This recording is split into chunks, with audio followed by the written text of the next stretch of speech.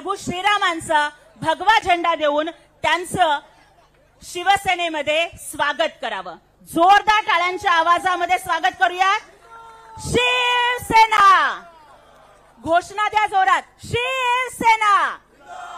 हिंदुहृदय सम्राट बाळासाहेब ठाकरे यांचा, धर्मवीर आनंद दिघे साहेबांचा, जय भवानी, जय भवानी। एकनाथजी शिंदे साहेब आप आगे बढ़ो, मिलिंदजी देवरा साहेब आप आगे बढ़ो। पुन्हा एकदा प्रचंड टाळ्यांचा कडकडाट। संपूर्ण दक्षिण मुंबईच नाही तर पूर्ण मुंबईची काँग्रेस आज या ठिकाणी आलेली आहे। काँग्रेसला भगदाड पाडून आज या ठिकाणी एकनाथजी शिंदे साहेबांच्या नेतृत्वावरती विश्वास ठेवून आदरणीय मिलिंदजी देवरा साहेबांसारखं काँग्रेसचं एक युवा नेतृत्व आज शिवसेनेमध्ये आलंय। त्यांचं मनपूर्वक सगळ्या शिवसैनिकांच्या वतीने स्वागत। यानंतर सन्माननीय सुशीबेन शहा, महाराष्ट्र राज्य महिला आयोगाच्या माजी अध्यक्षा आणि चाइल्ड राईट कमिशनच्या विद्यमान अध्यक्षा माजी नगरसेवक सुशीबेन शहा यांचंही स्वागत या ठिकाणी शिवसेनेमध्ये करावं अशी विनंती मी सन्माननीय मुख्य नेते आणि मुख्यमंत्री आदरणीय एकनाथजी शिंदे साहेबांना करते। जोरदार टाळ्या वाजवून आपण सुशीबेन शहांचं या ठिकाणी स्वागत करूयात।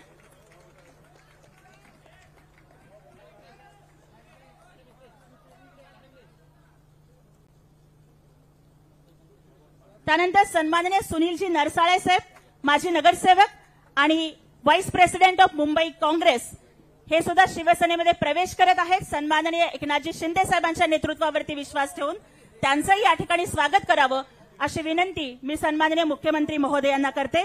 सुनीलजी नरसाळे, माजी नगरसेवक आणि उपाध्यक्ष,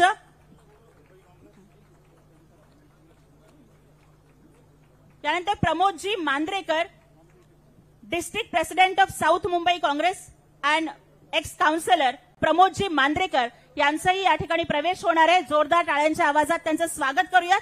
प्रमोदजी मांद्रेकर यांचंही स्वागत आदरणीय मुख्यमंत्री महोदयांनी करावं अशी मी त्यांना विनंती करते। घोषणा थांबला नाही पाहिजे, हा आवाज शिवसेनेचा आहे। आवाज कुणाचा? आवाज कुणाचा? यानंतर सन्माननीय गजेंद्रजी लष्करी, माजी नगरसेवक आणि जनरल सेक्रेटरी मुंबई काँग्रेस यांचंही शिवसेनेमध्ये स्वागत माननीय मुख्यमंत्री महोदयांनी करावं अशी मी त्यांना विनंती करते।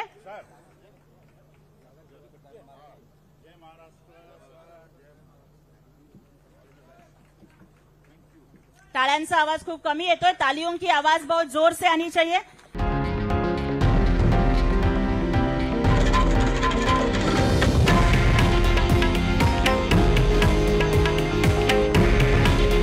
हे आहे देशातील नंबर 1 न्यूज नेटवर्क आणि आपण पाहत आहात TV9 मराठी।